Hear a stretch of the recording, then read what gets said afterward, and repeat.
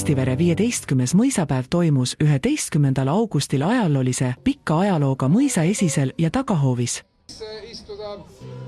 Korraldajate peal oli seekord eriline soosing, kuna öine vihmasadu jätkus ka hommikul ja ei olnud näha saju lõppemist, kuid siiski mõned minutid enne ürituse algust taevas selgines ja püsis terve päeva.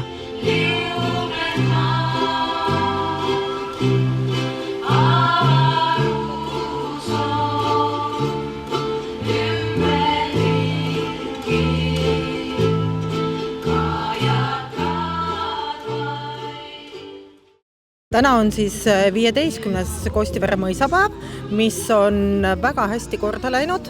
Eelmine aasta meil jäi vahele ja nüüd on siis juubeliaasta ja minu arust on sellel aastal väga tore see, et ilm läks ilusaks täpselt siis, kui hakkas pidu.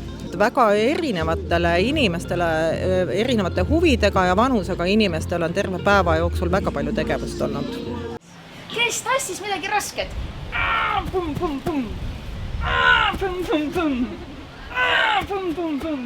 Ja vanamees pani naise ette suure ja raske tolmuse ja purise.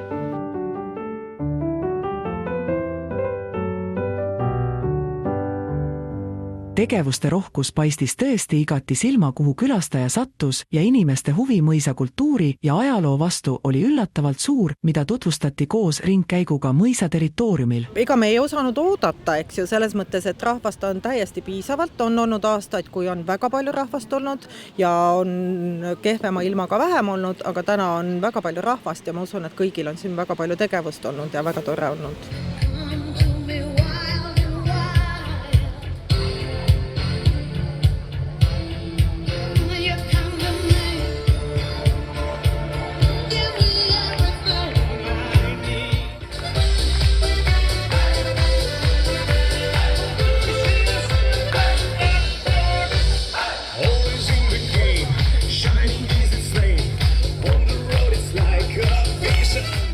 Iga suur ürituse korraldaja tajub raskust ja väsimust, aga vaatamata sellele on põhjust rõõmu tunda ja olla tänulikud, et kohale tulnud külastajad on saanud nautida ürituse programmi, milles oli ka arvestatud erinevaid vanuseid ja võimalus leida omale meelepärane tegevus kogu mõisapäeva raames. Me oleme ju juba mitu päeva siin ette valmistanud koha peal ja eelne töö, eks ju, aga rõõm inimestest on väga suur ja ikka paneme lõpuni.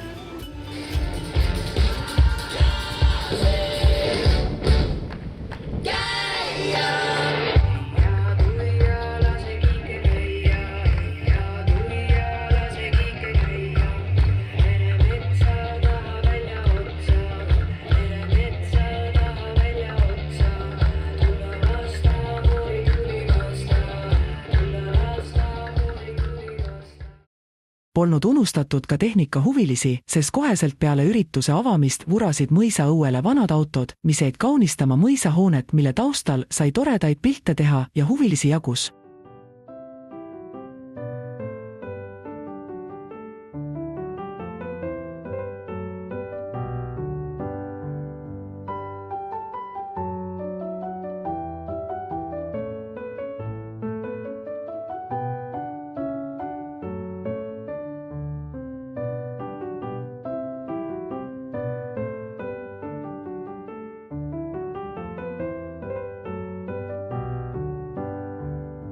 Lastel oli erinevaid tegevusi ja suurem osa neist toimus mõisa taga hoovis lastetelgis. Teadusteater, kus tehti põnevaid katseid, mille juhendajaks oli Tiia Välk. Vesi tõuseb mööda äärt. Polina Tšerkassova muinasjutu ja muusikatuba.